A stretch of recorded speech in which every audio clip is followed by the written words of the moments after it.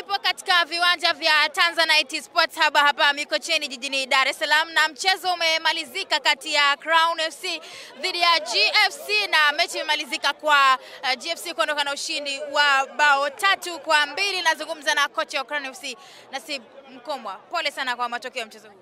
Asante sana. Mpira wa miguu ndivyo ulivyo. Mpira wa miguu na matokeo matatu, una kufungwa, kushinda na kutoka sare. Koti limekuwa zito ndugu yangu. Lazima koti liwe zito kwa namna ambavyo hali ilivyo, kwa sababu ukitazama namna ambavyo kazi ambayo nilikuwa naifanya leo kukutana na mechi ngumu. Unajua GSP ni miongoni mwa timu ambazo zinapewa kipaumbele cha kubeba ubingwa wa mashindano ya Samia Cup. Lakini imagine sisi tunatoka nao sare, tunatoka nao wanatufunga mabao 2-3. Yaani naona namna gani ambavyo sisi tumepambana kujitahidi kuhakikisha kwamba tunapata matokeo. Hata ukiangalia mwishoni mwamuzi ametunyima penalty ya wazi.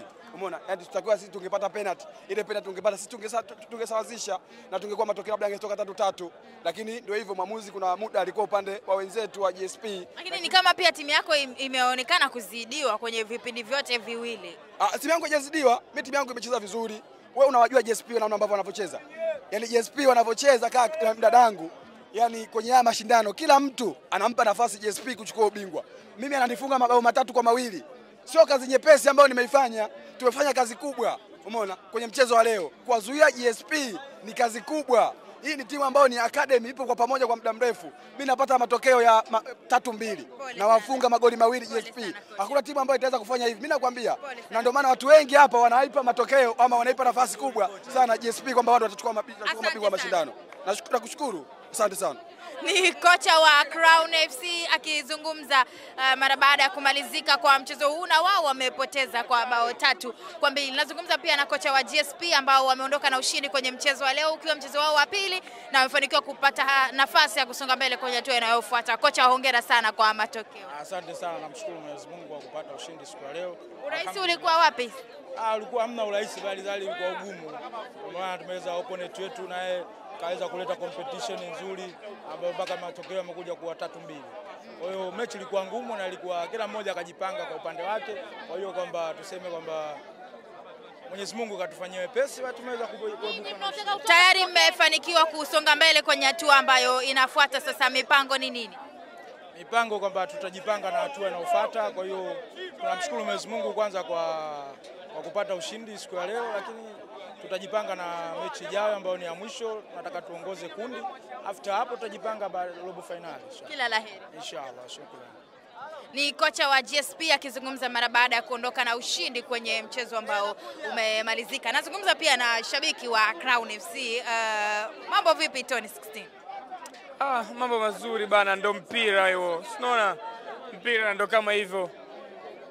Inabidi kubaliana na matokeo, naambia matokeo ni 3. Pole sana kwa kupoteza kwenye mchezo leo.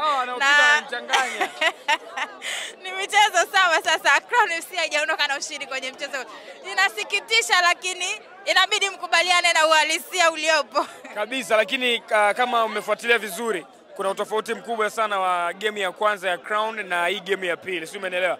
Tumeboresha kikosi chetu kwa namna tofauti sana, na leo na imani ni kwamba haikuwa bahati yetu, lakini attempts tumeziona.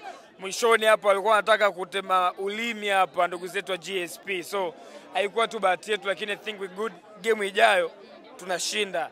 It ain't over till it's over, baby. Poleni sana. Asante. Ni Tony 16, shabiki wa Crown FC, tukizungumza naye baada ya kupoteza. Nazungumza pia na afisa habari wa GSP. Hongereni sana kwa matokeo ya ushindi kwenye mchezo wa leo. Asante sana, asante sana. Nazungumzaje sasa, tayari mmeshapata nafasi ya kusonga mbele kwenye hatua inayofuata? Michuano ni migumu sana. Kwa hiyo tunawaahidi mashabiki wa GSP watupe support zaidi tuweze kufika mbali. Hapa tulipofikia tutazidi zaidi na zaidi. Plani yenu ni nini sasa baada ya kusonga mbele kwenye hatua hii? Plani yetu ni kuchukua kombe. Kuchukua kile kilichowekwa, tukakike kabatini. Kila laheri. Asante sana.